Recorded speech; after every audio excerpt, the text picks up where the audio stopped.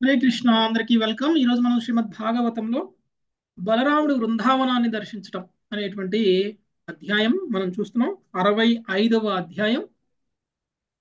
బలరాముడు వృందావన వాసుల్ని ఓదార్చడం కోసం అక్కడ ఉన్నటువంటి గోపులని, గోపికలని అందరినీ ఓదార్చడం, వాళ్ళ తల్లిదండ్రుల్ని ఓదార్చడం. ఎందుకు? ఇప్పటి వరకు వాళ్ళు కృష్ణ బలరాముల యొక్క విరహంలో ఉన్నారు కాబట్టి ఆ విరహంలో వాళ్ళని కొంచెం ఓదార్చడానికి బలరాముడు బృందావన్ వెళ్ళాలి అని చెప్పేసి నిర్ణయం చేసుకుని బృందావన్ వెళ్ళడం అనేటువంటిది జరిగింది.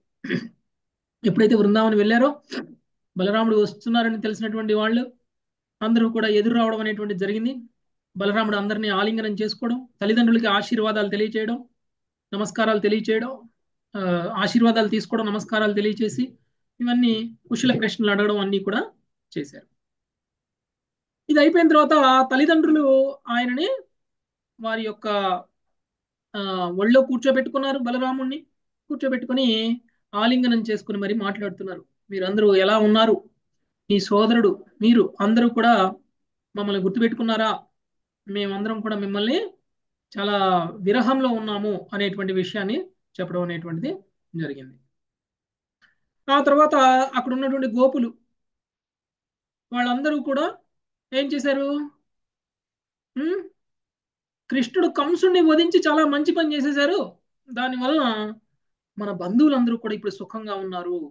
ఇప్పుడు ఆ బంధువులందరూ కూడా కంసుడి వధించిన తరువాత బంధువులందరూ కూడా ఇప్పుడు ఎలా ఉన్నారు? వాళ్ళందరూ సుఖ సంతోషాలతో ఉన్నారా లేదా అనేటువంటి విషయాన్ని అడగడం అనేటువంటిది జరిగింది. కుశల ప్రశ్నలు అడిగారనమాట. ఇక బలరాముడు కూడా అక్కడ ఉన్నటువంటి వాళ్ళందరినీ ఒక్కొక్కళ్ళతోటి ఒక్కొక్క రకమైనటువంటి సంబంధాన్ని కలిగి ఉన్నారు బలరాముడు. ఆ ఆయనకు ఉన్నటువంటి బంధానికి అనుగుణంగా ఒక్కొక్కరిని ఒక్కొక్క రకంగా అభినందించడం, పలకరించడము అనేటువంటిది జరిగింది. కొంతమందిని ఆలింగనం చేసుకున్నారు, కొంతమంది కరచాలనం చేశారు, కొంతమందికి నమస్కారం తెలియచేశారు, కొంతమందికి జస్ట్ నోటితో నవ్వి మరి ఆ, పలకరించడం అనేటువంటిది జరిగింది. ఈ విధంగా కొంతమంది అయితే ఆయనకే నమస్కారం తెలియచేశారు, ఆయనకంటే చిన్నవాళ్ళు. సో ఈ విధంగా అక్కడ ఉన్నటువంటి వాళ్ళందరూ కూడా అందరితోటి పేరు పేరున బలరాముడు పలకరించడం అనేటువంటిది జరిగింది. ఆ తర్వాత గోపికలు మాట్లాడారు. గోపికలు మాట్లాడుతూ కృష్ణుడి కోసం మేము మా కుటుంబ సభ్యులని, మా పిల్లలని, మా భర్తలని అందరినీ మేము వదిలేస్తే కృష్ణుడు మమ్మల్ని వదిలేశాడు. కృష్ణుడు మమ్మల్ని వదిలేశాడు. గోపికల భావం వేరుగా ఉంటుంది. ఒక గోపికలు తప్ప ఎవరు కృష్ణుడిని తిట్టలేరు. కృష్ణుడిని తిట్టాలి అని అంటే కేవలం గోపికలు మాత్రమే తిట్టగలరు. వాళ్ళకి మాత్రమే అర్హత ఉంది. ఎందుకు గోపికలు మాత్రమే తిట్టగలరు? అయినా సరే గోపికలకి అపరాధం ఉండదు. ఎందుకు? వాళ్ళు మాధుర్య భాషకులు భావం. ప్రభుజీ. మాధుర్య భక్తు. ప్రేమ భావంలో ఉన్నారు వాళ్ళు. మనం కూడా ప్రేమ భావానికి వెళ్తే మనం కూడా ఏమైనా చేయొచ్చు. గోపికలు తిట్టారు కాబట్టి నేను కూడా తిడతాను అని అంటే మన స్థాయి అది కాదు. మన స్థాయి గోపికలలా విమర్శించే స్థాయి కాదు. కృష్ణుడే విమర్శించే స్థాయి మనది కాదు. దానికి మనము ప్రేమ భావ భక్తిలోకి వెళ్ళాలి. అప్పుడు మాత్రమే అది అప్పుడు మనం ఏం చేసినా కృష్ణుడు మనల్ని యాక్సెప్ట్ చేస్తారు, గోపికల్ని యాక్సెప్ట్ చేసినట్టు. అయితే కృష్ణుడు ఎంత మోసగాడంటే ఉమ్, అసలు ఎవ్వరూ కూడా ఆయన మాటలు వినడానికి లేదు. మోసం చేస్తాడు. ఆయన మాటలను విశ్వసించకూడదు. కానీ ద్వారకలో ఉన్నటువంటి రాణులందరూ కూడా ఆయన విశ్వసిస్తున్నారు. ఆయన వెనకాల తిరుగుతూ ఉన్నారు. ఎందుకు ఆయన విశ్వసిస్తున్నారు? కృష్ణుడు ఆయన మోసం భార్యలు చేసి దగ్గరగా ఉన్నారు కదా ప్రభుజీ. ఆ, ఆయన దగ్గరగా ఉన్నారుగా. దగ్గరగా ఉన్నా విశ్వసించకూడదు కృష్ణుడిని. అదే చెప్తున్నారు. మేము అంతకంటే దగ్గరగా ఉన్నాం. గోపికలు గోపికలు అంటున్నారు మేము అంతకంటే దగ్గరగా ఉన్నాం, మమ్మల్ని మోసం చేశాడు. కానీ కృష్ణుడు ఎలాంటోడంటే ఉమ్, ఆయన చూపులతోటి, ఆయన మాటలతోటి, ఆయన నడకతోటి ఆయన మమ్మల్ని అట్రాక్ట్ చేస్తాడు. అట్రాక్ట్ చేసి మోసగాడని తెలిసినా మోసగాడి మాటలు నమ్మేలా చేస్తాడు. అది కృష్ణుడి యొక్క టాలెంట్. ఓకే. అందుకని యాక్చువల్గా అయితే కృష్ణుడిని నమ్మకూడదు. కానీ అక్కడ ఉన్నటువంటి పురవనితులందరూ కూడా కృష్ణుడిని నమ్ముతున్నారు అంటే కారణం కృష్ణుడు కన్నింగ్ నేచర్. ఓకే. అందుకని నమ్ముతున్నారు. వాళ్ళను కూడా మాయలో పడేశాడు. కృష్ణుడి కంటే మాయలో పడేయగలిగిన వాళ్ళు ఎవరైనా ఉంటారా? చివరికి మాయ కూడా కృష్ణుడికి కంట్రోల్లోనే ఉంటుంది. కాబట్టి కృష్ణుడు ఎవరినైనా మాయలో పడేయగలరు. కృష్ణుడు తలుచుకుంటే ఎవరినైనా సరే మాయ చేయగలరు. అలానే పురవనితులను కూడా మాయ చేసేశారు. అందుకనే వాళ్ళు నమ్ముతున్నారు, లేకపోతే నమ్మరు. మాలాగా బుద్ధి తెచ్చుకున్న వాళ్ళైతే నమ్మకుండా ఉంటారు అని చెప్పేసి ఆ, గోపికలు మాట్లాడుతున్నారు. అలాంటి కృష్ణుడికి మేము అన్నీ చేస్తే, మేము అన్ని రకాల సేవలు చేస్తే, చివరికి మా పిల్లలకి, మా భర్తలకి, మా కుటుంబ సభ్యులకు కూడా చేయకుండా సేవలన్నీ తీసుకొచ్చి మేము కృష్ణుడికే చేస్తే, ఉమ్, కృష్ణుడు కృతజ్ఞుడులా మమ్మల్ని వదిలేసి వెళ్ళిపోయాడు. కృతజ్ఞుడు అంటే ఆ, కృతజ్ఞుడు అంటే తెలుసు కదా, ఆ, విశ్వాసం లేనటువంటి వాడు అనమాట. సో అలా మమ్మల్ని వదిలేసి వెళ్ళిపోయినాడు. సో మా సేవల కంటే ఆయనకి అక్కడ వాళ్ళ సేవలు ఎక్కువైనాయి. అయినా సరే అక్కడ అంతమంది భార్యలతోటి, అంతమంది పురవనితలతోటి కలిసి ఉంటున్నటువంటి ఆయనకి మేము ఎక్కడ గుర్తుంటాం ఇంకా? ఇంత చేసినా గాని, ఇంత ప్రేమ మేము పంచినా, ఇంత సేవ మేము చేసినా, మేము ఇంకా గుర్తున్నాం ఆయనకి? గుర్తుండం. గుర్తుంటాం అంటేనే ఆశ్చర్యం ఉంది మాకు అని చెప్పేసి వాళ్ళు వ్యంగ్యంగా మాట్లాడుతున్నారు. ఓకే. అంటే వాళ్ళ మనసులో కృష్ణుడి మీద ఎలాంటి ప్రేమ ఉండకపోతే వాళ్ళు, మనం వ్యంగ్యంగా అంటాం కదా, మనకి బాగా నచ్చిన వాళ్ళని, బాగా ప్రేమించేటువంటి వాళ్ళని, మనకి బాగా దగ్గరైనటువంటి వాళ్ళు ఉం, మనకి కొంచెం విరహాన్ని కలిగిస్తే వ్యంగ్యంగా "ఆ, రాకులే అక్కడే ఉండలే" అని అంటారు చూసారా, ఆ టైప్ అన్నమాట. ఓకే. ఆ విధంగా గోపికలు విమర్శిస్తున్నారు కృష్ణుడిని. ఇదంతా విన్నటువంటి బలరాముడు గోపికలతోటి ఇప్పుడు మాట్లాడబోతున్నారు. ఏం మాట్లాడుతున్నారో ఇప్పుడు మనం ఆయన మాటల్లోనే విందాం. 14వ శ్లోకం నుంచి చూద్దాం ఈరోజు. లావణ్య మాతాజీ. హరే కిం కృష్ణ ప్రభు. నస్తత్కదయా గోప్యః కదా కదయతా పరాం కిం నస్తత్కదయా గోప్యః కదా కదయతా అపరః యాత్యస్మాభిర్వినా కాలో యధి తస్యా తదైవ నః. యాత్యస్మాభిర్వినా కాలో యది తస్య తదైవ నః. ఓ గోపికలారా, అతనిని గురించి పలుకుట ఎందులకు? అన్య విషయముల గురించి పలుకుడు. మనము లేకుండా అతడి కాలమును గడపగలిగించో అట్లే మనము కూడా కాలమును గడిపెదము. భాష్యము. తాము లేకుండా శ్రీకృష్ణుడు కాలమును ఆనందంగా గడిపినను తాము మాత్రము అతడు లేకుండా అతి దుఃఖితులమై ఉంటమని గోపికలు సూక్ష్మ రీతిలో సూచించిరని శ్రీల శ్రీధర స్వామి తెలిపిరి. అతనికి వారికి గల భేదము ఇదే. శ్రీల విశ్వనాథ చక్రవర్తి ఠాకూర్లు దీనికి ఈ క్రింది వ్యాఖ్యానమును జోడించి ఉండిరి. ఇతర వనితలు తమ ప్రియులతో కూడి ఉన్నప్పుడు ప్రాణంతో ఉందురు. ప్రియులతో ఈ వియోగము కలుగగానే వారు మరణింతురు. కానీ మేము జీవించలేము, మరణించలేము. మా నుదిటి రాత ఇట్లున్నది. దీనికి పరిష్కారం ఏమిటి అని గోపికలు ఇట్లు తాము ఇతర వనితలకు భిన్నమని భావించి తలపోసిరి. హరే కృష్ణ ప్రభుజీ. ఓకే. ఇప్పుడు దాకా వాళ్ళు మాట్లాడినటువంటి మాటలు వింటూ ఉంటే గోపికలు యాక్చువల్గా శ్రీకృష్ణుడిని విమర్శిస్తున్నారు. శ్రీకృష్ణుని విశ్వసించట్లేదు. శ్రీకృష్ణుణ్ణి నిందలు వేస్తున్నారు కృష్ణుడి మీద. మరి బలరాముడు ఏమంటున్నారు? మీరు కృష్ణుడు లేకుండా ఉండలేని పరిస్థితిలో ఎందుకు ఉంటున్నారు? అలా ఉండకండి అని ఎందుకు అంటున్నారు? అంటే ఇప్పటివరకు గోపికలు మాట్లాడింది మనం వింటే కృష్ణుడు లేకుండా ఉండలేకపోతున్నాము అన్నట్లు అనిపిస్తుందా మనకి? వాళ్ళ వ్యంగ్య భాష. అలా లేదు, అలా అనిపించట్లేదు. ఆ, కానీ ఆయన అర్థం చేసుకున్నారు బలరాముడు ఆ, మన మనోభావాన్ని. గోపికల యొక్క భావాన్ని అర్థం చేసుకున్నారు బలరాముడు. మాటలను కాదు, మాటల వెనకాల ఉన్నటువంటి ఉద్దేశాన్ని అర్థం చేసుకున్నారు. ఓకే. అంటే మీరు ఇలా మాట్లాడుతున్నారు అని అంటే కృష్ణుడు లేకుండా ఉండలేకపోతున్నారు కాబట్టి కృష్ణుడి గురించి ఇలా మాట్లాడుతున్నారు. వాళ్ళని ఓదార్చేటువంటి విధానం ఏంటి? మీరు ఇలా మాట్లాడకండి, ఆహా మీరు అన్నట్లు కాదు, కృష్ణుడు అలాంటి వాడు కాదు, ఇలాంటి వాడు, కృష్ణుడు అంత గొప్పవాడు, అంత గొప్పవాడు అని ఏదైనా మాట్లాడారు అనుకోండి, వాళ్ళకి ఇంకా కోపం వస్తుంది. ఇంకా కోపం వస్తుంది. ఆయన ఎంత గొప్పవాడైతే మాకేంటి? ఉం? మమ్మల్ని పలకరించడానికి ఆయనకి టైం లేదా? మమ్మల్ని చూడటానికి టైం లేదా? మమ్మల్ని కలవడానికి టైం లేదా? ఏమేమో మాట్లాంటారు. ఆయనకంటే గొప్పవాళ్ళం మేము అంటారు.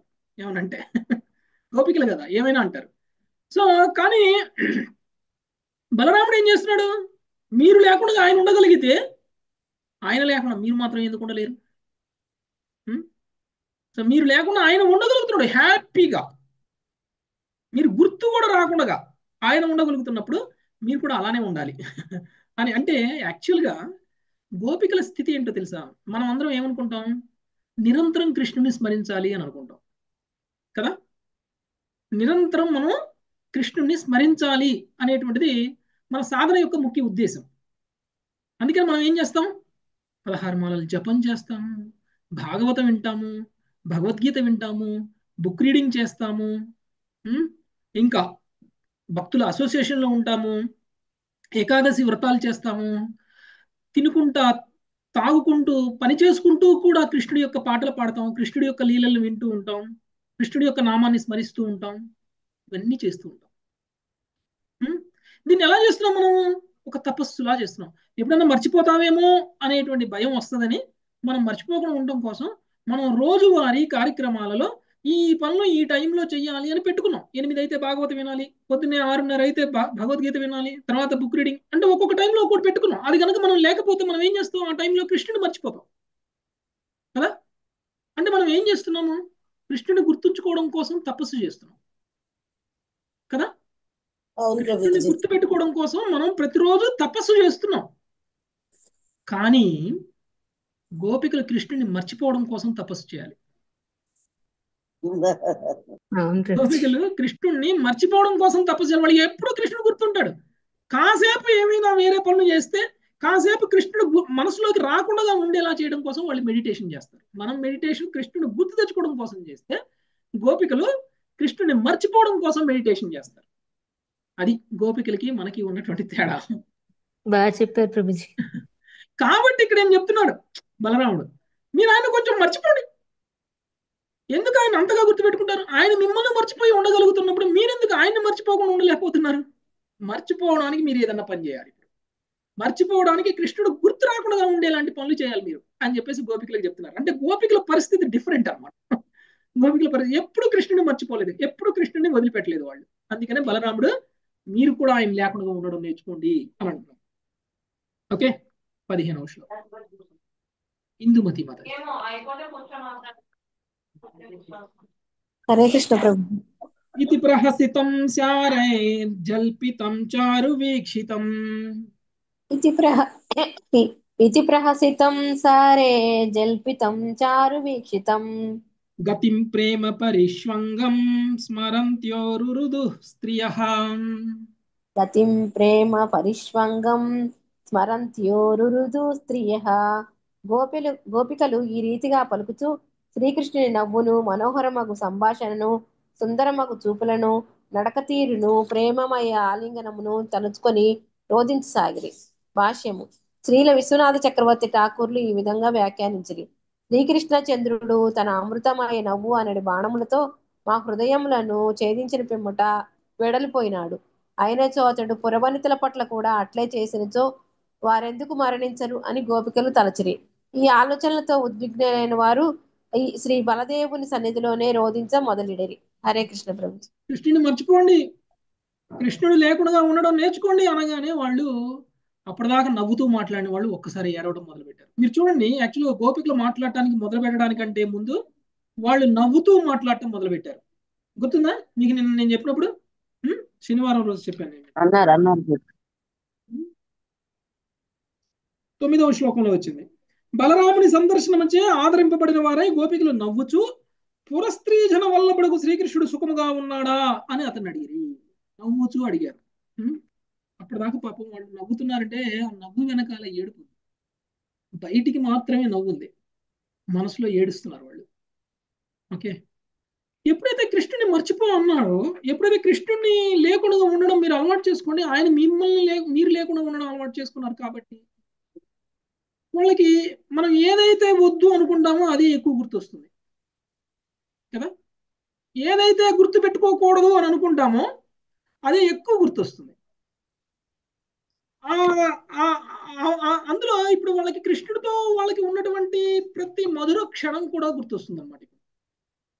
ఓకే, కృష్ణుడితోటి వాళ్ళకి ఉన్నటువంటి ప్రతి మధుర క్షణం కూడా వాళ్ళకి గుర్తొస్తుంది.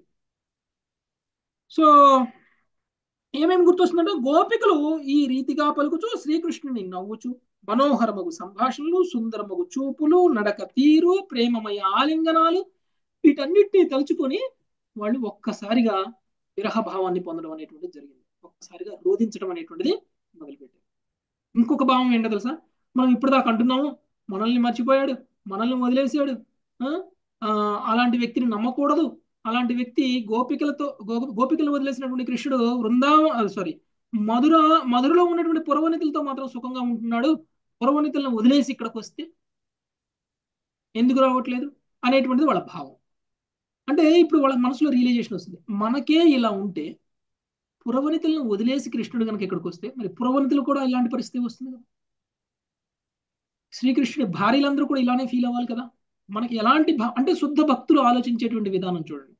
శుద్ధ భక్తులు ఇలా ఆలోచిస్తారు, మనకి ఏది కావాలని కోరుకుంటున్నామో, ఏది లేకపోతే మనకు బాధను కలిగిస్తుందో అది మనం ఇంకొకళ్ళ దగ్గర నుంచి పొందితే అది వాళ్ళకి కూడా లేకుండా అవుతుంది, అప్పుడు వాళ్ళు కూడా ఇదే బాధను అనుభవిస్తారు అని వాళ్ళకు కూడా అర్థం ఉంది. అందుకనే నేను బాధను అనుభవించడానికైనా సిద్ధం, కానీ వేరే వాళ్ళు మాత్రం అలాంటి బాధను అనుభవించకూడదు అని కోరుకుంటారు శుద్ధ భక్తులు. అదే గోపికల యొక్క స్థాయి. గోపికలు స్వార్థంతో కృష్ణుడు మా దగ్గరే ఉండాలి అని కోరుకున్నట్లయితే మేము ఏదైతే విరహంలో కృష్ణుడి గురించి రోధిస్తున్నామో అదే విరహంలో కృష్ణుడి యొక్క భార్యలు పురవనితలు కూడా రోధిస్తారు. వాళ్ళకు కూడా ఉన్నాయి మెమరీస్. ఓకే, సో వాళ్ళు కూడా రోధిస్తారు. అందుకు అవసరమైతే మేము త్యాగం చేయడానికైనా సిద్ధం. కృష్ణుడి కోసం రోధించడం మాకు అలవాటే, మేము రోధించేస్తాం, కానీ వాళ్ళు మాత్రం రోధించకూడదు అని చెప్పేసి వాళ్ళ రియలైజేషన్ వస్తుంది అనమాట వాళ్ళకి. నెక్స్ట్ 16వ శ్లోకం సునీత కంఠమని మత సంకర్షణస్థ కృష్ణస్య సందేశైర్హృదయంగమై సంకర్షణస్థాః కృష్ణస్య సందేశైర్హృదయంగమైః సాంత్వయామాస భగవాన్ నానానునయ కోవిదః. సాంత్వయామాస భగవాన్ నానానునయ కోవిదః. భావము: సర్వాకర్షకుడకు బలరాముడు నానా ప్రకారములకు అనునయ కార్యములలో నిపుణుడు అయినందున శ్రీకృష్ణుడు సందేశమును తెలిపి గోపికలను ఓదార్చెను. ఆ సందేశము వారి హృదయములను లోతుగా తాకెను. భాష్యము: శ్రీల జీవగోస్వామి శ్రీ విష్ణు పురాణము 5.24.20 నుండి ఈ క్రింది శ్లోకములను ఉదహరించిరి. శ్రీకృష్ణుని నుండి బలరాముడు గోపికలకు తెచ్చిన సందేశమును ఇట్లు వర్ణించును. సందేశై సామమద్రై ప్రేమ గర్భైరగర్వితై రామేణాశ్వాసిత గోప్యః కృష్ణస్యాతి మనోహరై. మధురమైన ఓదార్పును ప్రకటించున్నది, గోపికల ఎడ శ్రీకృష్ణుని విశుద్ధ ప్రేమచే ప్రేరితమైనది, గర్వరహితమైనది నాకు అత్యంత మనోహరమైన శ్రీకృష్ణుని సందేశమును ఒసగి బలరాముడు గోపికలను అనునయించెను. బలరాముడు తన మనస్సులో శ్రీకృష్ణుడు ప్రత్యక్షమగునట్లుగా ఆకర్షించి ఆ రీతిగా అతనిని గోపికలకు చూపినని సంకర్షణ నామ ప్రయోగం ఇచ్చట తెలుపునని కూడా శ్రీల జీవగోస్వామి వ్యాఖ్యానించింది. ఆ విధంగా బలరాముడు శ్రీకృష్ణుని ప్రియురాండ్రను ఓదార్చెను. శ్రీకృష్ణుడు వివిధ సందేశములను పంపెనని శ్రీల విశ్వనాథ్ చక్రవర్తి ఠాకూర్లు వ్యాఖ్యానించిరి. కొన్ని సందేశములు గోపికలకు దివ్య జ్ఞానమును ఉపదేశించగా, కొన్ని అనునయ వాక్యములు, ఇంకొన్ని అతని శక్తిని వెల్లడి కావించున్నవి అయి ఉండెను. హృదయంగమై అను పదము దానికి గల అర్థముతో పాటు ఆ సందేశములు అత్యంత రహస్యములను కూడా సూచించును. హరే కృష్ణ ప్రభుజీ, ధన్యవాదాలు. బలరాముడు నానా ప్రకారాలైనటువంటి అనునయ కార్యములలో నిపుణుడు అయినందున కృష్ణుడి సందేశమును తెలిపి గోపికలను ఓదార్చను. అంటే అనునయం చేయడం అంటే ఏంటి? ఓదార్చడం. అనునయం చేయడం అంటే ఓదార్చడం, ఇమిటేట్ చేయడం, వాళ్ళలాగా ప్రవర్తించడం కదా ప్రభు. ప్రవర్తించడం. కృష్ణుడు ఇప్పుడు మీకు ఎవరైనా విషయం చెప్పి ఆ విషయాన్ని మీరు ఇంకొకరికి చెప్పండి అని అంటే వాళ్ళ మాటగా చెప్పటం, మీ మాటగా కాదు. ఓకే, ఇంకోటి వాళ్ళు ఎలా చెప్తారో అలా, వాళ్ళు ఏ బాడీ లాంగ్వేజ్లో చెప్తారో ఆ బాడీ లాంగ్వేజ్లో. అంటే కృష్ణుడు బలరాముడికి నా సందేశాన్ని తెలియచెయ్యి అని చెప్పారు అనుకోండి, కృష్ణుడు ఏ విధంగా అంటే బలరాముడిని చూస్తే కృష్ణుడిని చూసినట్టు ఉండాలి. బలరాముడు మాట్లాడుతుంటే కృష్ణుడు మాట్లాడినటువంటి మాటలను బలరాముడు మాట్లాడుతున్నాడు కాబట్టి బలరాముడిలో కృష్ణుడు కనపడాలి. ఇప్పుడు సినిమా యాక్టర్లు ఉంటారు, ఒక్కొక్క సినిమాలో ఒక్కొక్క రకంగా డ్రామా చేస్తారు, ఒక్కొక్క రకంగా యాక్టింగ్ చేస్తారు. ఒకే వ్యక్తి 10 సినిమాల్లో 10 రకాలుగా చేస్తాడు. మనం ఏ సినిమాలోకి వెళ్తే ఆ సినిమాలో మనకి ఆ క్యారెక్టర్ కనిపిస్తుంది తప్ప యాక్టర్ అసలు కనిపిస్తాడు ఆయన్ని మనం చూడం. ఆ సినిమాలో ఆ క్యారెక్టర్ను మాత్రమే చూస్తాం. అంటే చాలా చక్కగా అనునయం చేశాడు, చాలా చక్కగా యాక్టింగ్ చేశాడు. ఆ యాక్షన్ తోటి చేస్తున్నటువంటి వ్యక్తి తెలియట్లేదు, క్యారెక్టరే తెలుస్తుంది మనకి. అలా అనమాట. ఓకే, అంటే కృష్ణుడు ఏం చెప్పాలనుకున్నాడో, ఎలా చెప్పాలనుకున్నాడో అలానే అదే విషయాన్ని చెప్పడం. అప్పుడు వాళ్ళకి బలరాముడు మాట్లాడుతున్నట్టు అనిపించదు, కృష్ణుడు మాట్లాడుతున్నట్టు అనిపిస్తుంది. కృష్ణుడే ప్రత్యక్షంగా వాళ్ళ దగ్గర ఉన్న ఫీలింగ్ ని ఆయనకి కలిగించాడు వాళ్ళకి. దాంతో వాళ్ళకి కృష్ణుడు చూసినటువంటి భావంలో వాళ్ళకి కొంత ఓదార్పు అనేటువంటిది వచ్చింది. ఓకే, సో అందుకనే ఆయన చెప్పినటువంటి విషయాలు కూడా వాళ్ళ హృదయాలను తాకినాయి. అంటే 100% వాళ్ళకి అర్థమైంది అన్నమాట. కొంతమంది కొన్ని విషయాలు చెప్తే మొత్తం చెప్పిన తర్వాత కూడా మనకి రిజిస్టర్ అవ్వదు కదా. కొన్ని విషయాలు చెప్తే మొత్తం చెప్పిన తర్వాత కూడా మనకి అది రిజిస్టర్ అవ్వదు. కొంతమంది ఎక్కువ విషయాలు చెప్పకపోయినా ఒక విషయమే చెప్పినా రిజిస్టర్ అయిపోతుంది, గుర్తుండిపోతుంది, అర్థమయ్యేలాగా ఉంటుంది అనమాట. ఆ విధంగా అనమాట వీళ్ళ హృదయాలను తాకేసింది అనమాట బలరాముడు చెప్పినటువంటి మాటలు. ఓకే, సో కృష్ణుడు అనేక రకాలుగా సందేశాలు ఇవ్వడం అనేటువంటి జరిగింది. ఒకటి, కృష్ణుడు ఇచ్చినటువంటి సందేశాల్లో గోపికలకి ఉపదేశాలు ఇవ్వడం, జ్ఞానాన్ని ఇవ్వడం. రెండవది, కృష్ణుడు తన శక్తి సామర్థ్యాల గురించి కూడా తెలియచేయడం. ఈ విధంగా సో కొన్ని వాళ్ళ వాళ్ళతోటి చేసినటువంటి కొన్ని లీలల్ని గుర్తు చేయడం, లేకపోతే కొన్ని వాళ్ళని కొంచెం ఆ, నవ్వుకునేలాగా కొంచెం అనునయ కార్యక్రమాలు మళ్ళీ చేయడం, అట్లా 3 రకాలుగా మిక్సింగ్ చేసి అన్ని మెసేజ్లను కూడా కృష్ణుడు బలరాముడి ద్వారా గోపికలకి తెలియచేయడం అనేటువంటిది జరిగింది. నెక్స్ట్ 17వ శ్లోకం.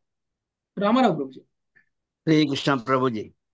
ద్యౌమాసౌ తత్ర చావాసీన్ మధుం మాధవమేవ చ. భౌమాసౌ తత్ర చావిత్ సవాత్సి మధుం మాధవమేవ చ. రామక్షపాసు భగవాన్ గోపీనాం రతిమావహన్. రామః క్షపాసు భగవాన్ గోపీనాం రతిమానహన్. హరే కృష్ణ. భగవంతుడకు బలరాముడు మధుసూదనాను 2 మాసముల పాటు అతడనే వసించి రాత్రి సమయమున గోపికలకు మధుర ప్రేమను వసెను. భాష్యము. బలరాముడు గోకులమును సందర్శించినప్పుడు అతనితో మధుర ప్రేమను అనుభవించిన గోపికలు శ్రీకృష్ణుని రాస నృత్యములలో పాల్గొనలేదని శ్రీధర స్వామి పేర్కొంది. వారప్పుడు అతి చిన్న వయస్సుదై వారై ఉంటుంది. గోప్యాకర్షణ భుజయో అను శ్లోకము భాగవతము 10.15.8 నుండి ఉదాహరించును శ్రీల జీవగోస్వామి దీనిని ధ్రువపరిచిరి. అనగా బలరాముని ప్రియురాండ్రకు వర్తించిన గోపికలు వేరే ఉన్నారు.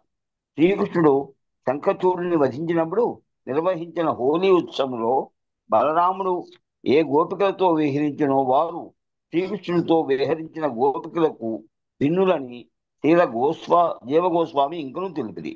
శ్రీల విశ్వనాథ చక్రవర్తి ఠాకూర్లు ఈ వివరణంతో ఏకీభవించింది. హరే కృష్ణ ప్రభుజీ.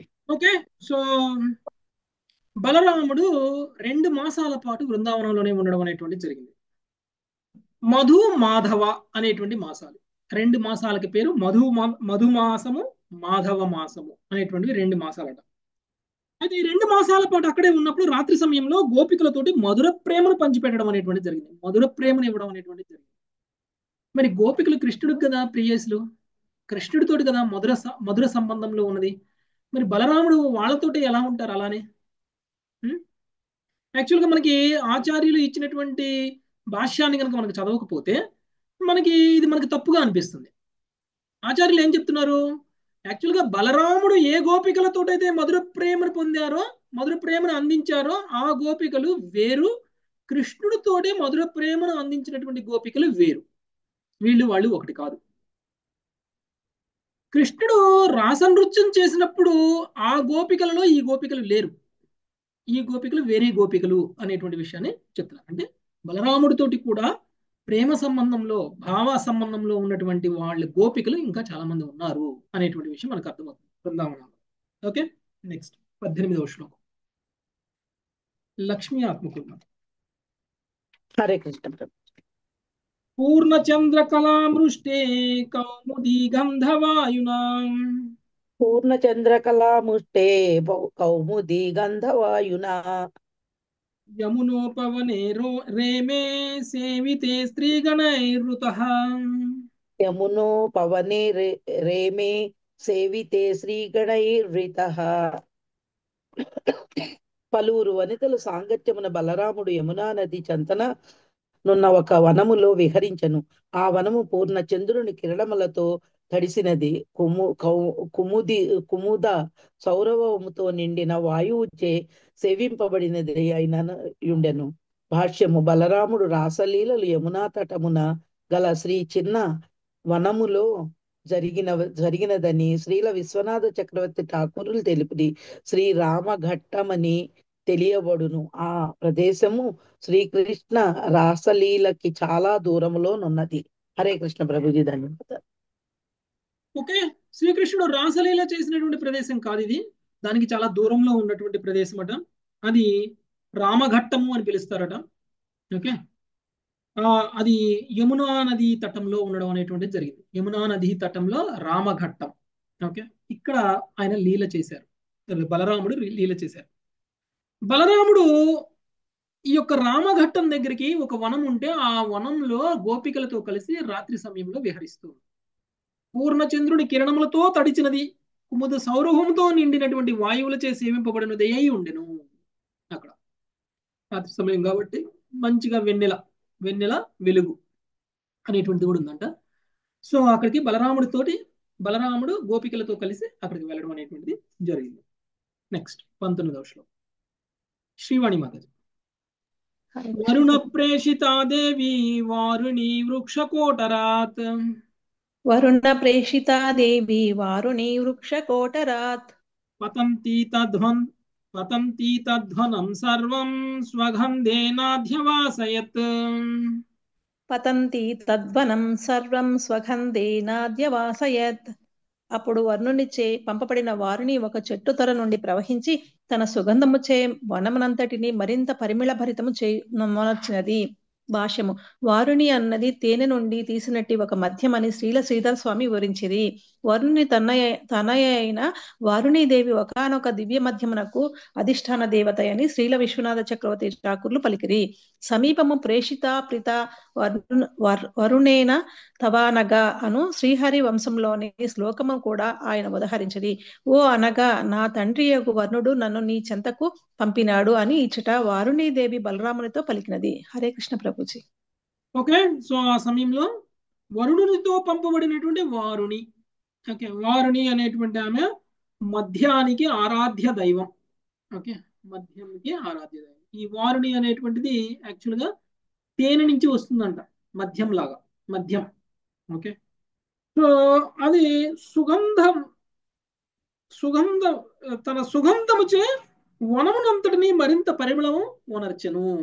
సో అక్కడికి అంటే ఆ వారుని యొక్క సుగంధం ఏదైతే ఉందో అక్కడ వనం అంతా కూడా ఉండడం అనేటువంటి జరిగింది. అంటే అక్కడంతా కూడా మంచిగా స్మెల్ వస్తుంది. నెక్స్ట్ 20. మంజులత మాతాజీ. హరే కృష్ణ ప్రభు, ధన్యవాదం. తం గంధం మధుధారాయ వాయునోపహృతం బలః. తం గంధం మధుధారాయ వాయునోపహృతం బలః. ఆఘ్రూయోపగతస్తత్ర లలనాభిః సమం పపౌ.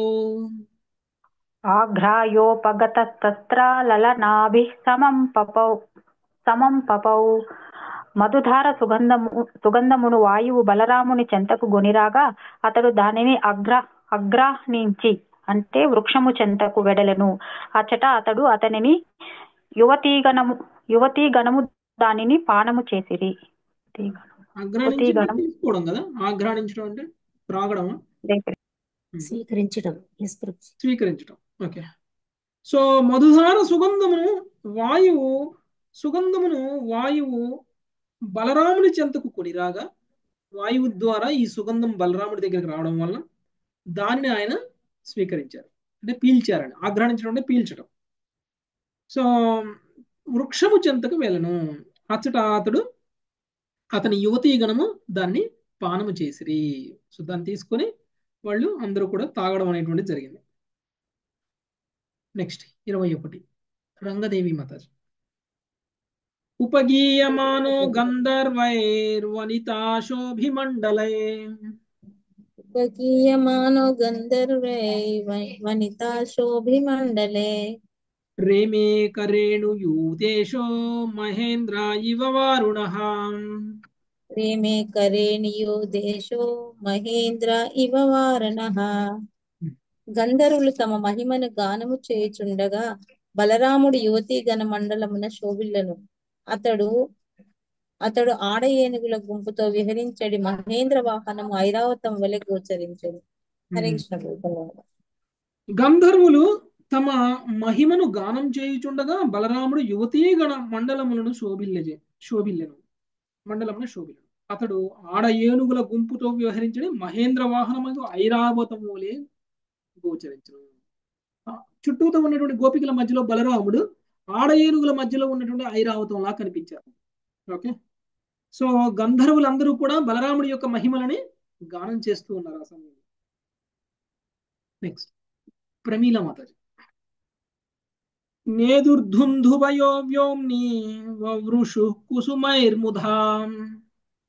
నేదుర్బృందు భయోం వ్యోమ్ని వవృషు కుసుమైర్ముదా. గంధర్వామునయో రామం తద్వీర్యైరీడితే తథా. గంధర్వా మునయో రామం తద్వీర్యైరీడిరే తదా. ఆ సమయమున ఆకాశములో దుందుబులు మ్రోగినవి. గంధర్వులు ఆనందముతో పుష్పవృష్టి కురిపించిరి. మునులు బలరాముని వీరోచిత కార్యములు కీర్తించిరి. హరే కృష్ణ ప్రభుజీ. ఓకే,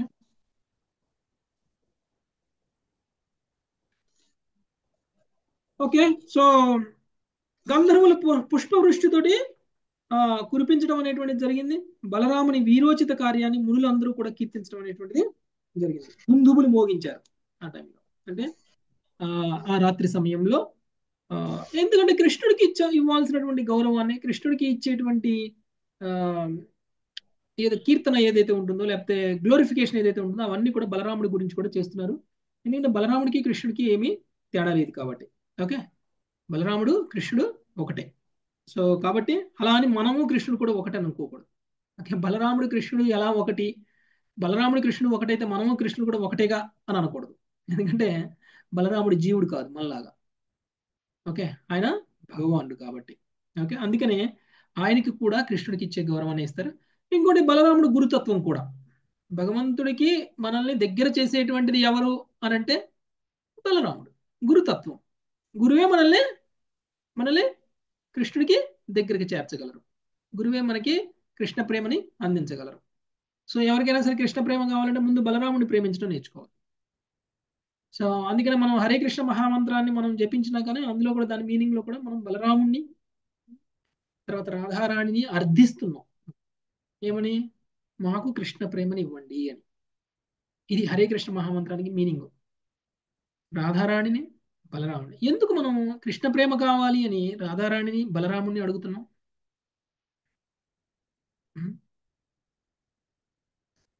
వాళ్ళిద్దరి దగ్గరే ఉంది కాబట్టి ఆ ప్రేమ, ఇంకెవరి దగ్గర లేదు కాబట్టి.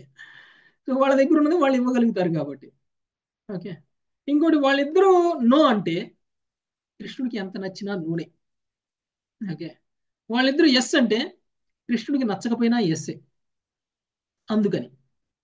అందుకనే మనం కృష్ణుడు కావాలంటే డైరెక్ట్గా వెళ్ళి కృష్ణుడిని అడగడం కాదు.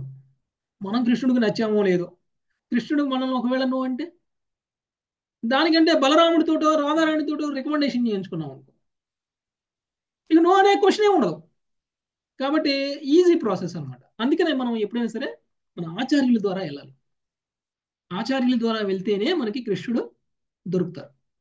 ఓకే, అందుకని ఇక్కడ ఉన్నటువంటి వీళ్ళందరూ కూడా గంధర్వులు, మున్నులు, వీళ్ళందరూ కూడా దుందువులు మోయించడం, పుష్పవృష్టి కురిపించడం, బలరాముని యొక్క వీరోచితమైనటువంటి కార్యాలను కీర్తించడం, ఇవన్నీ కూడా కృష్ణుని కీర్తించిన దాంతోనే సమానం. ఓకే, బలరాముడు ప్రసన్నుడైతే కృష్ణుడు ప్రసన్నుడైనట్లే. ఓకే, అందుకు నెక్స్ట్ 23వ శ్లోకం. మంగతాయర్ మాతాజీ. ఉపగీయమాన చరితో వనితాభిర్షలాయుధః. హరే కృష్ణ. ఉపగీయమాన చరితో వనితాభిర్షలాయుధః. వనేషు వ్యచరత్ శివో మద విహ్వలలోచనాం. వనేషు వ్యచరత్ శ్రీవో మద విహ్వాలలోచన. తన చరిత్రము గానము చేయుచుండగా అలాయుధుడు మదమత్తుడైన చెన్నమున వనితాగడంతో కూడి వనములందు తిరిగాను. వారిని ప్రభావం చేతను కన్నులు గిరగిరా తిరుగుచుండెను. హరే కృష్ణ ప్రభుజీ దండోత్తరం. మద్యం తీసుకున్న వాళ్ళ కళ్ళు ఏమవుతాయి? గిరిగిరి తిరుగుతాయా తిరుగువా? తిరుగుతాయి ప్రభుజీ. ఈయన కూడా వారుని సేవించి ఉన్నారు. ఓకే, వారుణ్ణి ఆఘ్రాణించి ఉన్నారు, సేవించి ఉన్నారు. సో అది సేవించి ఉన్నారు కాబట్టి ఈయన ఇప్పుడు ఆ మత్తులో తిరుగుతూ ఉన్నారు. సో ఈయన గురించి ఈయన చరిత్రం గురించి గానం చేస్తూ ఉన్నారు. ఈయన వారుని మత్తులో ఉన్నారు కాబట్టి ఆయన యొక్క వనంలో తిరుగుతూ ఉన్నప్పుడు ఆయన కళ్ళు తిరగడం కూడా జరుగుతుంది, గిరిగిరా తిరుగుతూ ఉన్నాయి. నెక్స్ట్ తేనె అన్నారు కదా ప్రభుజీ, తేనె అన్నారు కదా ప్రభుజీ. తేనెతో తయారు చేయబడినటువంటి మద్యం, సురాపానమా ప్రభుజీ? తేనె ఫ్లేవర్, తేనె ఫ్లేవర్. నెక్స్ట్ శేషరత్నం మాతాజీ. హరే కృష్ణ ప్రభు. సగ్వేక కుండలో మత్తో వైజయంత్యాచమాలయ. సగ్రేహ కండలో మత్యో వైజయంత్యాచమాలయ. బిభ్రత్ స్మిత ముఖాంభోజం స్వేద ప్రాళేయ భూషితం. బిభ్రత్ స్మిత ముఖాంభోజం స్వేద ప్రాళేయ భూషితం. తాజుహావ యమునాం జల క్రీడార్థమీశ్వరః. ఆజుహావ యమునాం జల క్రీడార్థమీశ్వరం. నిజం వాక్యమనాదృత్య మత్త ఇత్యాపగాంబలః. నిజం వాక్యమనాదృత్య మత్త ఇత్యాపగాంబలః. అనాగతాం హలగ్రేణ కుపితో విచకర్షః. అనాగతాం హలగ్రేణ కుపితో విచకర్షః. మత్తుడై బలరాముడు వైజయంతిమాలతో పాటుగా పుష్పమాలలతో క్రీడించెను. కర్ణ కుండలమును ధరించిన అతని మందస్మితముఖ పద్మము హిమ కణముల బోలిన శ్వేత బిందువులచే అలంకృతమై ఉండెను. అంతటా అతడు జలక్రీడార్థము యమునా నదిని చెంతకు పిలిచెను. కానీ అతడు మత్తుల్లి ఉన్నాడని తలచినదై ఆమె అతని ఆజ్ఞను నిర్లక్ష్యపరిచెను. దానిచే కుపతుడైన బలరాముడు హలగ్రభావంతో నదిని లాగెను. హరే కృష్ణ ప్రభు దండోత్తరం. ఓకే, మత్తులో ఉన్నారు బలరాముడు.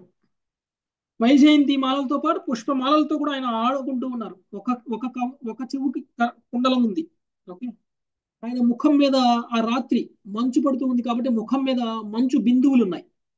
ఓకే, మంచు బిందువులు ఉన్నాయి, స్వేద బిందువుల్లా ఉన్నాయి అన్నమాట. ముఖం మీద మంచు బిందువులు. మామూలుగా మనము జలక్రీడలు ఆడాలి అంటే మనం ఏం చేస్తాం? నదిలోకి దిగుతాం కదా, నదిలోకి దిగుతాం. యమునా నది దగ్గర ఉన్నటువంటి బలరాముడు జలక్రీడలు ఆడాలంటే యమునా నదిలోకి వెళ్ళాలి కదా కదా కానీ బలరాముడు ఏం చేస్తున్నాడు? నేను జలక్రీడలు ఆడాలి, నువ్వే రా నా దగ్గరికి అంటున్నారు యమునా నది. ఓకే, అంటే యమునా నదిని రమ్మని చెప్తున్నారు జలక్రీడలు ఆడడానికి. యాక్చువల్గా అయితే జలక్రీడలు ఆడాలంటే ఈయన యమునలో దిగాలి, యమునలోకి వెళ్ళాలి. ఎందుకు అలా అంటున్నారు బలరాముడు? భౌతిక ప్రకృతి వాళ్ళ ఆధీనంలో ఉంటది కదా ప్రభుజీ, అన్ని కూడా కాదు. ఇంకోటి కారణం, మత్తులో ఉన్నారు కదా ప్రభు. మత్తులో ఉన్నారు కాబట్టి. తాగున్నారు మాతాజీ. మిస్ అయింది ప్రభుజీ, టూ శ్లోకాస్ మిస్ అయింది ప్రభుజీ, సారీ. హరే కృష్ణ. ఓకే, మీరు అడిగే విధానమే అర్థమైంది ప్రభుజీ. మాతాజీ మీరు అడిగే విధానాన్ని బట్టే అర్థమైంది మాకు. తాగుంటే అలానే జరుగుతుంది అనమాట. ఓకే, నదిని కూడా దగ్గరికి రమ్మంటాం స్నానం చేయడానికి. సో జలక్రీడలు చేయడానికి యమునా నదిని పిలిస్తే యమునా నది రాకపోయేసరికి కోపం వచ్చి ఆయన దగ్గర ఉన్నటువంటి నాగలితోటి ఆ యముననే లాగేశారనమాట యువతలకి. ఓకే, ఆయనకు అంత బలం ఉంది, ఆయన ఏదైనా చేయగలరు. ఓకే, యముననే అంటే ఈయన ఆజ్ఞను నిర్లక్ష్యపరిచిందని యమునా నది మీద కోపంతో బలరాముడు హల అగ్రభాగంతో యమునా నదినే లాగేశారు. ఓకే, నెక్స్ట్ 26 అమృత మాతాజీ. పాపేత్వం మామ విజ్ఞాయ యన్నాయసి యయాహుతాం. पापे त्वं मम विज्ञाय यन्नायासि मया हुतः नेष्ये त्वां लाङ्घलाङ्घ्रेण शतधा कामचारिणीम्। देशे त्वं लाङ्गलानिग्रेण శతధా కామచారిణి. హరే కృష్ణ ప్రభుజీ. బలరాముడు పలికెను, నన్ను ఉపేక్షించిన ఓ పాపి, నేను పిలిచినప్పుడు రాకుండా నీవు నీ ఇష్టానుసారము చర్చించుచుంటివి కనుక నా అలహాగ్ర భాగముచే నిన్ను వందలాది పాయలుగా ఇక్కడకు తెచ్చిదను. హరే కృష్ణ ప్రభుజీ. ఓకే, ఇది కొంచెం యమునా నదికి దూరంగా ఉంది కాబట్టి దూరంలోనే ఉన్నట్టున్నారు. అందుకనే ఆయన నేను పిలిచినప్పుడు నువ్వు రాలేదు కాబట్టి నేను పిలిచినప్పుడు నన్ను ఉపేక్షించావు నువ్వు కాబట్టి నువ్వు పాపాత్మురాలి. ఓకే, సో నేనేం చేస్తాను నిన్ను, నువ్వు నీ ఇచ్ఛానుసారం నువ్వు ఉన్నావు కాబట్టి చరించుచున్నావు కాబట్టి నేను చెప్పినట్లు నువ్వు చరించట్లేదు కాబట్టి నా హలంతో వందలుగా పాయలుగా చేసి నిన్ను ఇట్లా లాగుతాను అని చెప్పేసి ఆయన అంటున్నాడు. ఓకే, పాయలుగా ఇక్కడికి తీసుకొస్తాను నేను అని చెప్తాను. యమునా నదిలో ఇప్పటికీ కూడా పాయలు ఉన్నాయి. ఆ పాయలు యాక్చువల్గా బలరాముడు నాగలితోటి ఆ పాయలుగా చేయడం అనేటువంటిది జరిగిందంట. నెక్స్ట్ 27 మల్లీశ్వరి మాతాజీ. ఏవం నిర్భర్సితా భీతా యమునా యదునందనం ఏవం నిర్భర్సితా భీతా యమునా యదునందనం ఉవాచ చకితా వాచం పతితా పాదయో నృపాం. ఉవాచ చకితా వాచం పతితా పాదయో నృప. సుఖదేవ గోస్వామి పలికెను, రాజా, ఆ విధముగా శ్రీ బలరామునిచే గద్దింపబడినదే యమునా నది బీతిల్లి వచ్చి ఆ యదువంశముల పాదములపై పడి కంపించుచు ఇట్లు పలికెను. ప్రపాదుల వారి భాష్యము. బలరాముని ఎదుట ప్రత్యక్షమైనది ద్వారకా యందుడు శ్రీకృష్ణుని రాణిలో ఒకతైనను కాళింది యొక్క విస్తారమున శ్రీల జీవగోస్వామి పలికెను. ఆయన ఆమెను కాళింది యొక్క ఛాయ అని చెప్పిరి. ఆమె కాళింది కాదని, కేవలము కాళింది యొక్క విస్తారమే అని శ్రీల విశ్వనాథ చక్రవర్తి ఠాకూర్లు కూడా ధ్రువపరిచిరి. ప్రత్యువాచర్ణవా వధు అని సాగర పత్ని అనే శ్లోకమును శ్రీహరి వంశము నుండి ఉదహరించుచు శ్రీ జీవగోస్వామి దాని నిదర్శనము నొసిగిరి. అనగా హరివంశము కూడా ఆమెను సాగరంగనగా తెలుపుచున్నది. హరే కృష్ణ సాగరాంగనగా. ఓకే ఓకే, సో బలరాముడి దగ్గరికి బలరాముడు ఆ విధంగా బలరాముడితో వార్నింగ్ ఇచ్చారు. గద్దించడం అంటే తెలుసు కదండి. గద్దించడం అంటే కోపంగా పలకడం. సో ఎప్పుడైతే బలరాముడు అంత కోపంగా పలికారో అప్పుడు యమునా నది ఒక్కసారిగా భయపడిపోయి యదువంశజుని పాదములపై పడి కంపించుచు ఇట్లు పలికింది. యదువంశజుడి యొక్క పాదం అంటే ఎవరు? బలరాముడి యొక్క పాదాల మీద పడి మాట్లాడటం మొదలుపెట్టింది యమునా నది. యాక్చువల్గా అక్కడకు ప్రత్యక్షమైనటువంటి ఆ యమునా నది పాయ ఏదైతే ఉందో అది ఆ పాయ యాక్చువల్గా కాళింది యొక్క విస్తారం అంట. కాళింది వచ్చేసి కృష్ణుడి యొక్క భార్యల్లో ఒక ఆమె. ఓకే, సో ఇప్పుడు ఆమె ఏం మాట్లాడుతుందో మనం చూద్దాం. యమునా నది 28వ శ్లోకం. ఉషశ్రీ మాతాజీ. రామ రామ మహాబాహో నజానే తవ విక్రమం. రామ రామ మహాబాహో నజానే తవ విక్రమం. యస్తైకాంశేన విధృతా జగతి జగతః పతే. యస్యైకాంశేన విధృతా జగతి జగతః పతే. ప్రభుపాదుల వారి భావము. యమునా నది పలికెను, రామా, ఓ రామ, మహాభుజ, నీ పరాక్రమమును నేను ఎరగకుంటిని. ఓ జగత్పతి, ఏకాంశము చేతనే నీవు ఈ ధరణిని ధరించి ఉన్నావు. ప్రభుపాదుల వారి భాష్యము. ఏకాంశము చేత అను పదము బలరాముని విశేషాంశను సూచించును. దీనిని ఆచార్యులు ధృవపరిచిరి. ధన్యవాదాలు ప్రభుజీ. హరే కృష్ణ. ఏకాంశేన అంటే భగవంతుడి యొక్క అంశ, భగవంతుడి యొక్క స్వాంశ. ఓకే, అంటే స్వాంశలలో ఒకళ్ళు అని చెప్పడం. భగవంతుడి యొక్క స్వాంశలలో ఒకళ్ళు ఎవరు? సంకర్షణుడు కదా. భగవంతుడి యొక్క సంకర్షణుడు ఎవరు?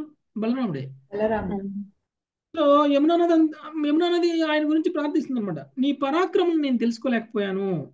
ఓ జగత్పతి, ఏకాంశము చేతనే నీవు ఈ ధరణిని ధరించి ఉన్నావు. ఓకే, ఎవరు యాక్చువల్గా ఈ ధరణిని తన పడగల మీద మోస్తుంది? ఆదిశేషుడు. ఆయనే, ఈయన బలరాముడు. ఈ ధరణే నీ పడగల మీద ఉంది అని చెప్తుంది అనమాట. ఓకే, సో ఎందువల్ల ఉంది అంటే నువ్వు ఏకాంశవు కాబట్టి, అంటే భగవంతుడికి అభిన్నం కాబట్టి అని చెప్పడం. ఓకే, నెక్స్ట్ 29వ శ్లోకం సుజాత మాతాజీ. పరం భావం భగవతో భగవన్ మామ జానతి. పరం భావం భగవతో భగవన్నామ జానతి. మోక్తుమర్హసి విశ్వాత్మాన్ ప్రపన్నాం భక్తవత్సలాం. మోక్తుమర్హసి విశ్వాత్మాన్ ప్రపన్నాం భక్తవత్సలా.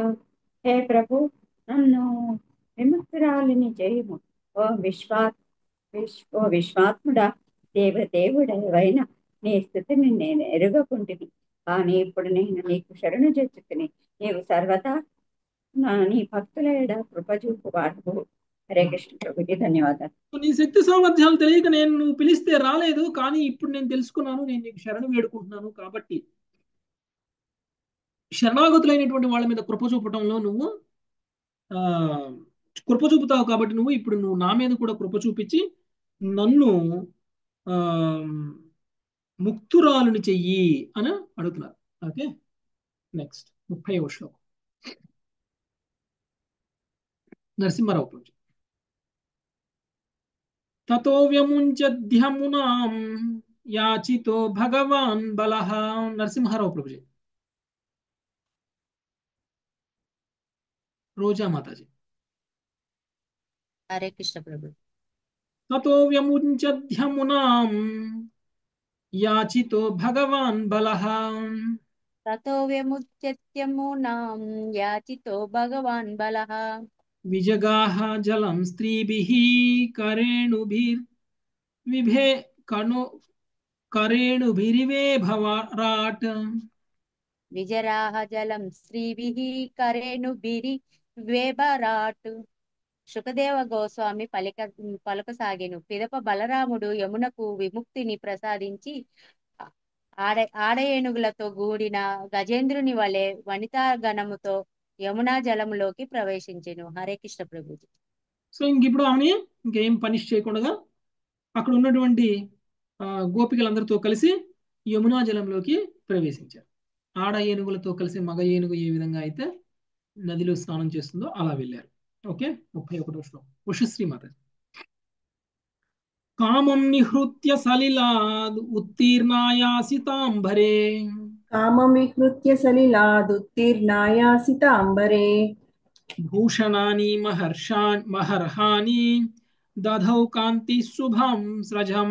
భూషణాని మహర్హాని దదౌ కాంతి శుభాం స్రజం. ప్రభుపాదుల వారి భావము. అతడు జలములో తృప్తి తీరగా క్రీడించి బయటకు రాగా కాంతీదేవి అతనికి నీలి వస్త్రములను అమూల్యమగు ఆభరణములను దేదీప్యమానమగు కంఠాభరణమును ఒసగెను. ప్రభుపాదుల వారి భాష్యము. ఇచ్చట పేర్కొనబడిన కాంతిదేవి వాస్తవమునకు లక్ష్మీదేవి ఏనని చూపుటకు శ్రీల శ్రీధర స్వామి విష్ణు పురాణము నుండి ఈ క్రింది శ్లోకమును ఉదహరించిరి. వరుణ ప్రహిత చాస్మై మాలా మమ్లాన పంకజం సముద్రాభే తథా వస్త్రే నీలే లక్ష్మీరయచ్చత. వరుణుని చే పంపబడినదై లక్ష్మీదేవి పిమ్మట అతనికి వాడని కమలమాలను సాగరమును బోలిన నీలి వర్ణ వస్త్ర ద్వయమును ఒసగినది.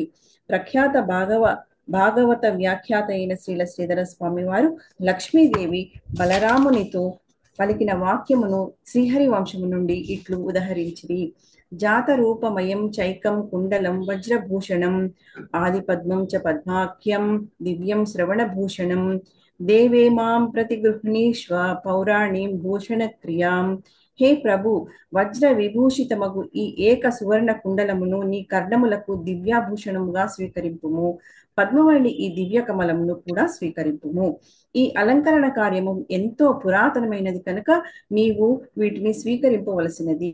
లక్ష్మీదేవి భగవానుని ప్రధానాంశ అయిన వాడు, ద్వితీయ వ్యూహమునకు చెందినవాడు నైన సంకర్షుని పత్ని అని శ్రీల విశ్వనాథ చక్రవర్తి ఠాకూరులు తెలియజేసిరి. ధన్యవాదాలు ప్రభుజీ. హరే కృష్ణ. ఓకే, సో తృప్తి తీరగా జలంలో స్నానం చేసిన తరువాత, క్రీడించిన తరువాత ఎప్పుడైతే యమునా నది ఒడ్డు మీదకి వచ్చేసారో బలరాముడు, అప్పుడు కాంతీదేవి ఆయనకి నీలి వస్త్రాలని, అమూల్యమైనటువంటి ఆభరణాలని, దేదీప్యమానమైనటువంటి కంఠాభరణాలని ఇవ్వడం అనేటువంటిది. ఓకే, సో ఈ కాంతీదేవి ఎవరో కాదు, బలరాముడి యొక్క భార్య, లక్ష్మీదేవి యొక్క అంశ. ఓకే, లక్ష్మీదేవి యొక్క అంశ అని చెప్తున్నారు.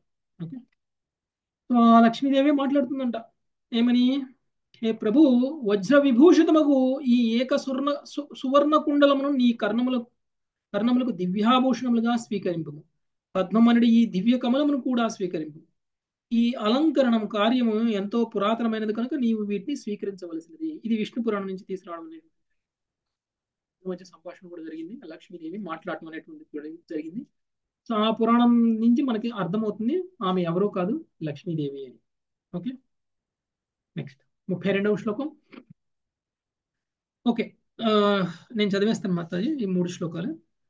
వసిత్వా వానసీ నీలే మాలమాముచ్య కాంచనీం రేఝే స్వలంకృతో లిప్తో మహేంద్ర ఇవ వారణః. బలరాముడు ఆ నీలి వస్త్రములను సువర్ణ కంఠాభరణములను ధరించిన వాడే, గంధాది లేపనములను అల్లుకొని చక్కగా అలంకృతుడై ఇంద్రుని ఐరావతము వలె దేదీప్యమానముగా గోచరించను. చందనాది సుగంధ ద్రవ్యములను అలదుకొని బలరాముడు ఇంద్రుని మహాగజమును ఐరావతమును పోలెను. సో ఆ యొక్క కాంతిదేవి ఇచ్చినటువంటి ఆభరణాలన్నింటినీ, వస్త్రాలన్నింటినీ ధరించినటువంటి ఆయన ఐరావతంలా కనిపించారు. ఓకే, సో మహాగజమైనటువంటి ఐరావతంలో పోలి ఉన్నారు, దేదీప్యమానంగా గోచరించడం అనేటువంటి జరిగింది. అధ్యాపి దృశ్యతే రాజన్ యమునా కృష్ణ వర్త్మనాం బలస్యానంత వీర్యస్య వీర్యం సూచయతీవ హి. రాజా, అనంత శక్తిశాలి బలరామునిచే లాగబడినప్పుడు ఏర్పడినటువంటి పలు కాలువల ద్వారా యమునా నది ప్రవహించుటను నేటికి నీ గాంచవచ్చును. ఆ విధముగా ఆమె అతడి పరాక్రమమును సూచించుతున్నది. భగవంతుడు బలరాముడి యొక్క పరాక్రమము అనేటువంటి మనకి ఇక్కడ అర్థమవుతుంది. ఎంత పరాక్రమశాలి అనేటువంటి యమునా నది ఇప్పటికీ కూడా బలరాముడు లాగినటువంటి ఆ కాలువలు ఏవైతే ఉన్నాయో ఆ కాలువలలో ఇప్పటికీ కూడా యమునా నది ప్రవహిస్తూ ఉంది అని చెప్తున్నారు. సుఖదేవ గోస్వామి చెప్తున్నారు. ఏవం సర్వనిశాయాత ఏకేవా రమతో వ్రజే రామస్యాక్షిప్త చిత్తస్య మాధుర్యైర్వ్రజయోషితాం. ఆ విధముగా బలరాముని చిత్తము వ్రజభామల శ్రేష్టమగు అందచందములచే మోహితము కాగా అన్ని రాత్రులు కేవలం ఒక్క రాత్రిగా అతనికి గడిచిపోయినవి. సౌందర్యయుతులకు వ్రజభామలు మనోహరముకు విలాసములచే బలరాముడు మోహితుడయ్యను. ఆ విధముగా ప్రతి రాత్రి పూర్తిగా ఒక కొత్త అనుభూతి కాగా అన్ని రాత్రులు కేవలం ఒక్క రాత్రి అయినటువంటి చందమున గడిచిపోయినవి. శ్రీమద్ భాగవతం నందలి బలరాముడు బృందావనమును దర్శించుటాను దశమస్కందములోని 65వ అధ్యాయములకు కృష్ణ కృపామూర్తి శ్రీల కేసి భక్తి వేదాంత స్వామి ప్రభుపాదుల వారి వినమ్ర శిష్య ప్రణీతముకు భాష్యం సమాప్తం. ఓకే, సో ఆయన 2 నెలలు ఉన్నారు అక్కడ. 60 రోజులు ఉన్నారు, 60 రాత్రులు ఉన్నారు. 60 రాత్రులు ఒక్క రాత్రిలా గడిచిపోయిందంట. ఆయనకి సమయమే తెలియలేదు. ఎందుకు? ఆయనకి అక్కడ ఇష్టమైనటువంటి ప్రదేశం కాబట్టి. మనకు కూడా ఒక్కొక్కసారి అలానే అనిపిస్తుంది, అరే సమయం కూడా తెలియకుండా అయిపోయిందే అనిపిస్తుంది. ఎందుకంటే అంత బిజీగా ఉంటాం కాబట్టి. మనం ఎంత ఎక్కువగా బిజీగా ఉంటే అంత తొందరగా సమయం అయిపోయినట్లు అనిపిస్తుంది అనమాట. సో అంటే ఇక్కడ ఆయనకి సమయం ప్రతి క్షణం కూడా ఆయనకి గుర్తు లేకుండా ఆయన అనుకోకుండానే అట్లా జరిగిపోయింది. అక్కడ అన్ని కూడా ఆయన ఎంజాయ్ చేస్తూ ఉన్నారు కాబట్టి ప్రతి క్షణాన్ని కూడా ఆయనకి 2 మాసాల సమయం ఒక్క రోజులా గడిచిపోయింది ఆయనకి. ఓకే, సో అది అధ్యాయం ఇంతటితో ముగిసిపోయింది. సో 66వ అధ్యాయం మిథ్యావాసుదేవుడు పౌండ్రకుడు. ఓకే, నేనే కృష్ణుడిని అని చెప్పుకునేటువంటి వాళ్ళకి లెసను ఈరోజు మనకి 66వ అధ్యాయంలో కృష్ణుడి ద్వారా తెలియబోతుంది. ఓకే, ఎంతమంది లేరండి నేను కృష్ణుడు అంతటోని, నేను కృష్ణుడిని అని చెప్పుకునేటువంటి వాళ్ళు? పౌండ్రకుడు కూడా నేనే కృష్ణుడిని అని అనుకున్నాడు.